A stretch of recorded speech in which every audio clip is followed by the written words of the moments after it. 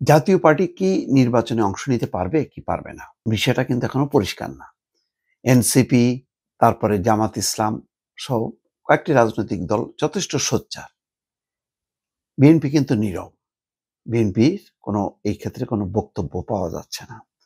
জাতীয় পার্টির দুই অংশই তারা নির্বাচনের ব্যাপারে আগ্রহী এবং বলছে যে সরকার যাতে সমান সুযোগ সুবিধা দেয়।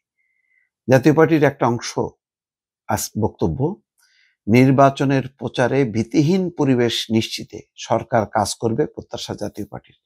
প্রথম আলোর এই খবরে বলা হচ্ছে যে আগামী সংসদ নির্বাচনের প্রচারে সব রাজনৈতিক দল সমান সুযোগ পাবে, এমন ভয়ভীতি ও আতঙ্কহীন পরিবেশ নিশ্চিতে অন্তর্বর্তী সরকার কাজ করবে বলে আশা প্রকাশ করেছেন জাতীয় পার্টির একাংশের নেতারা। একই সঙ্গে নির্বাচনে শান্তিপূর্ণ পরিবেশ নিশ্চিতে আইন শৃঙ্খলা রক্ষাকারী বাহিনীও নিরপেক্ষভাবে কাজ করবে বলে প্রত্যাশা তাদের। রোববার রাতে গুলশানের হাওলাদার টাওয়ারে অনুষ্ঠিত এক জরুরি প্রেসিডিয়াম সভায় জাতীয় পার্টির নেতারা এই প্রত্যাশা জানান। সোমবার এক বিজ্ঞপ্তিতে আলোচনা সভার বিষয়বস্তু তুলে ধরা হয়। 4 ঘন্টা ধরে চলা ওই সভায় দেশের চলমান রাজনৈতিক পরিস্থিতি, আগামী জাতীয় সংসদ নির্বাচনে অংশগ্রহণের কৌশল নির্ধারণ, সারা দেশের সাংগঠনিক কর্মসূচির বিস্তারিত বিষয় নিয়ে আলোচনা করা হয়। এখানে আনিসুল ইসলাম মাহমুদের সভাপতিত্বে কো চেয়ারম্যান কাজী ফিরোজ রশিদ, নির্বাহী chairman Mujibul Haque, co chairman Syed Abu Hossain, Shahidur Rahman, Liaquat Hossain, Zahirul ইসলাম, মহাসচিব ABM রুহুল হাওলাদার বক্তব্য দেন। কিন্তু কথা হলো, সব ঠিক আছে। আওয়ামী লীগের ব্যাপারে তো মোটামুটি সরকার পক্ষ থেকেই বলা হচ্ছে। দেখলাম শফিকুল আলম প্রেস সেক্রেটারি, তিনিও বলেছেন যে আওয়ামী লীগ আগামী নির্বাচনে অংশ নিতে পারবে না।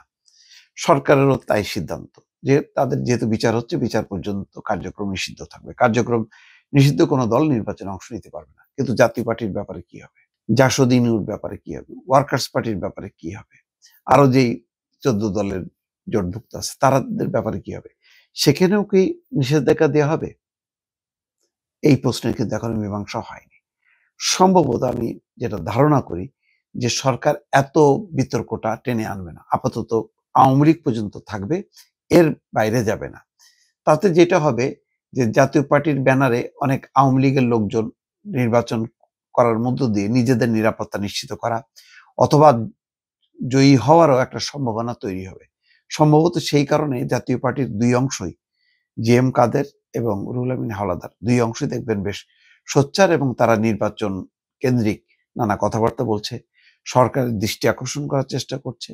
যারা বিদেশি বিভিন্ন সংস্থা আসছে তাদের সঙ্গেও সাক্ষাৎ হচ্ছে, সেখানেও কিন্তু তাদের অভিযোগগুলো তুলে ধরছে। তার একটাই লক্ষ্য যে নির্বাচনে অংশ নেওয়ার মধ্য দিয়ে প্রত্যেকেই তার অবস্থানটা টিকায় রাখা বা বেঁচে থাকার একটা চেষ্টা করছে। নির্বাচনটাই হচ্ছে বেঁচে থাকার একমাত্র হাতিয়ার এখনকার এই রাজনৈতিক দলগুলোর। এবং অনেকেই আওয়ামী লীগের অনেকেই একটা পুনর্বাসিত হবারও সুযোগ পাবে। তো ফলে ভেতরে যাই থাকুক না কেন, এখন সরকার এত হার্ড লাইনে যেতে পারবে না, কারণ আওয়ামী লীগটাই সামাল দেয়া। আওয়ামী লীগ যে নির্বাচনে অংশ নিচ্ছে না, এটা হয়তো এখনো পর্যন্ত বড় রাজনৈতিক বিতর্ক না হলেও সামনে কিন্তু এটা নিয়ে বিতর্ক হবে, তখন সরকারকে ফেস করতে হবে দফায় দফায়। তার মধ্যে যদি আরো একাধিক রাজনৈতিক দলকে যদি অংশ নেওয়ার সুযোগ না দেওয়া হয়, সেটা যে পরিস্থিতি তৈরি হবে, এটা হয়তো সরকার সামাল দিতে পারবে না। সেই কারণেই জাতীয় পার্টি এবং অন্যান্য দলগুলোর নির্বাচনে অংশ নেওয়ার একটা সম্ভাবনা দেখা যাচ্ছে। দর্শক।